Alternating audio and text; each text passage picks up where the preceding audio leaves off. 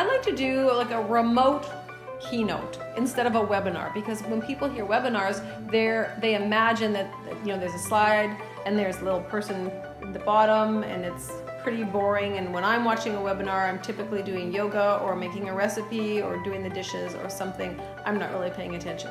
So my job as a keynoter is to give them something that makes them pay attention, makes them lean in, makes them put away the dishes, put away their phone. You want to pay attention because you want better relationships, because you want to be happier, because you want to be healthier. You're not functioning at the level that you want to be functioning at.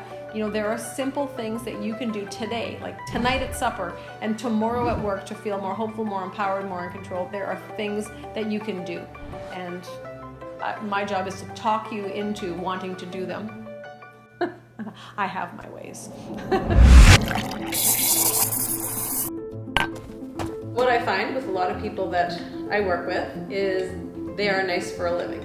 They're giving their best, and they're being nice, and they're being helpful, and they're being kind, and they're being compassionate all day long. And they go home and there's just nothing left. They're frustrated, they're worn out, they're sad, they're just done being nice. I kind of think of it like as a best meter. Like you go to work and your best is, oh, you're using your best and you're being nice and everything's all great and you're being nice, and then the afternoon comes and it's like, oh, your best is running out and your nice meter is kind of going down, and then, oh, time to go home and your best is all done and your nice is all used up, and the people that love you most, matter to you most, and care about you most get the worst of you, and that's not cool.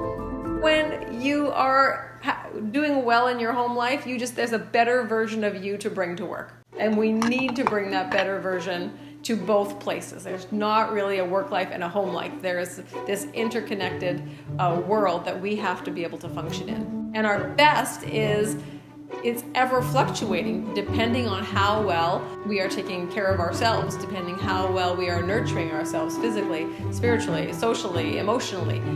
So psychosocial wellness is paramount in work and home life. I think that's a secret sauce. One of the words that absolutely saved my life, so brought me out of burnout, brought me to a place of being, I think, hopefully the best version of myself personally and professionally, is the word Kaizen. Well, you know, if you're looking for information on how to be better, healthier, happier, whichever, you know, you Google it and you can get 62 billion hits. But when you get 62 billion hits, you often get overwhelmed. And when you get overwhelmed, typically we do nothing. Kaizen comes from the Japanese auto industry. It means small continuous improvement. Kaizen saved my life, because Kaizen says, what is the smallest thing you can do to lean into the area that you want to go?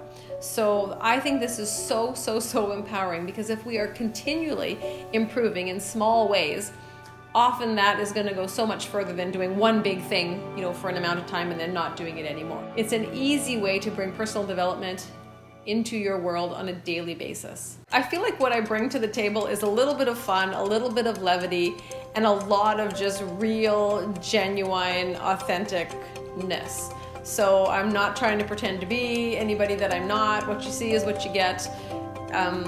You know, I'm just in jeans without my nails painted, and there's just nothing fancy or extraordinary about me. I'm just trying to spread a message of personal development, and I'm trying to make it applicable to everybody in a fun, interactive, engaging way, so that they want to lean in, that they want to learn. I expect people to laugh and cry and learn. And you don't have to cry like out loud, but you might just cry like inside.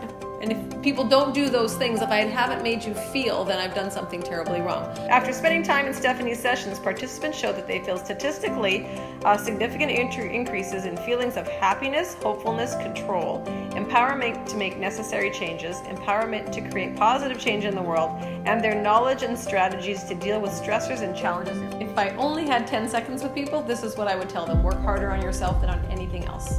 It's my desktop screensaver. I believe if you work harder on yourself than on anything else, everything else will be better. We keep trying to change the world. We keep waiting for other people and other circumstances and things to be over, or things to start, or people to do something to shift how we are. No, just start where you are, start with what you have, work harder on yourself than on anything else. Everything else will be better. I guarantee you that. Yeah, it's nice to be able to like who you are at the end of the day, right? You put your head on your pillow and it's like, yeah, I'm all right. I'm not perfect, but I'm all right.